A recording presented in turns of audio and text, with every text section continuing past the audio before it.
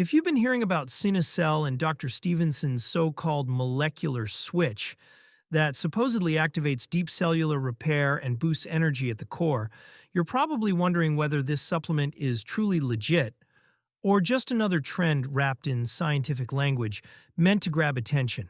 And that's exactly what we're breaking down today. Because many people struggling with fatigue, slow recovery, or age-related decline are looking for something simple that actually works without stimulants. SynoCell's idea is straightforward. It blends antioxidants, mitochondrial support compounds, and circulation enhancers that aim to help cells produce cleaner, steadier energy.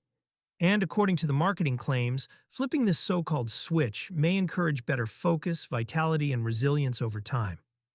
Taking it is easy, 1 or 2 capsules with water, and since it avoids caffeine or sugar, it appeals to people who want energy without jitters.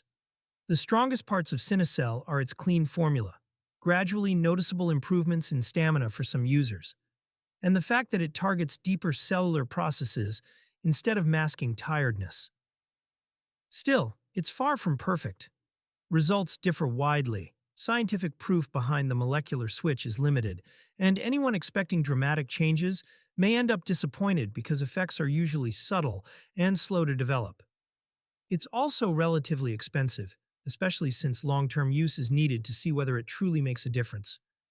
When compared with alternatives like NAD boosters, CoQ10, or general mitochondrial blends, SynoCell is easier to take and more marketable, though it lacks the strong clinical backing those options usually highlight. So is SynoCell a scam or legit? Based on what's currently known, it leans toward cautiously legit, meaning it might offer real support for some people, but definitely isn't a miracle breakthrough. If you found this review helpful, consider subscribing for more straightforward breakdowns.